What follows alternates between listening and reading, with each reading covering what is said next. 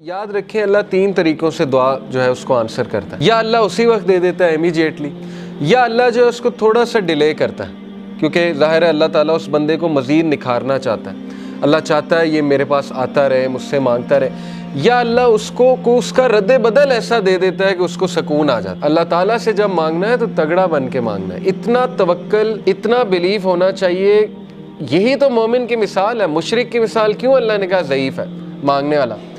क्योंकि उसके हार्ट में डाउट्स हैं, उसको मांगना ही नहीं आ रहा है, उसको पता ही नहीं है मैंने मांगना कैसे। लेकिन बिलीवर के हार्ट पे अल्लाह ताला ने यकीन तारी किया हुआ है कि वो मांगने वाला भी बहुत स्ट्रॉन्ग है और जिससे मांगा जा रहा है वो तो फिर अल्लाह है। अल्लाह से जब मांगते हैं तो फिर 100% होप के साथ मांगते हैं। ये दुआ के आदाब में शामिल है। अल्लाह के नबी सल्लल्लाहु अलैहि वसल्लम ने फरमाया, तुम्हारी दुआ तब तक कबूल होती रहेगी जब तक तुम यकीन से मांगोगे। जैसे उसमें थोड़ा सा डाउट आ गया, जैसे उसमें ये बात आ गई कि पता नहीं अल्लाह करेगा नहीं करेगा, तो वो दुआ फिर फॉल्टी दुआ है, उसमें फिर कमी है उस दुआ में, उसमें फिर बहुत ज़्यादा यकीन आने की ज़रूरत है। तो इसलिए इन चीज़ों पे वर्क करना चाहिए। देखें, वैल्यू एडिड चीज़ें यही है कि अपना यकीन बढ़ाओ, अपना तवक्कल बढ़ाओ। ये हमारे कल्चर में एक बात बड़ी है ना कि वास्ता देते हैं, वो किसी वली का वास्ता देते हैं। अल्लाह को नंबर 1 अपने नेक अमाल का वास्ता दे सकते हैं। जैसे वो वाक़या है कि 3 लोग गार में थे, पत्थर सामने आ गया, स्टक हो गए, निकलने का चांस ही कोई नहीं। अल्लाह ने पत्थर हटा दिया। एक ने कहा, अल्लाह मेरे माँ बाप सो गए थे, मैं दूध का गिलास लेके खड़ा रहा, तुझे राज़ी करने के लिए कि उठेंगे तो मैं पिला दूंगा,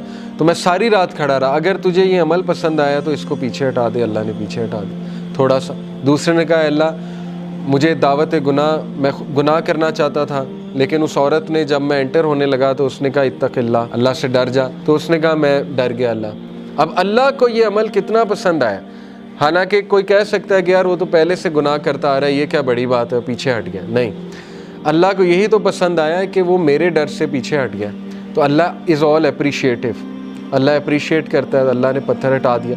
तीसरे ने कहा, अल्लाह मैंने जो है वो किसी ने मेरे पास बकरियां रखवाई थी, बकरियों के बच्चे हो गए, तो उससे मैंने कुछ प्रॉफिट कमा लिया। जब वो वापस आया मैंने उसे बकरियां भी दी और वो प्रॉफिट भी दिया। यानी इस लेवल की ऑनेस्टी। तो अल्लाह अगर तुझे ये पसंद आया है, तेरे लिए किया था और तुझे राज़ी करने के लिए, तो पत्थर मुकम्मल हट गया।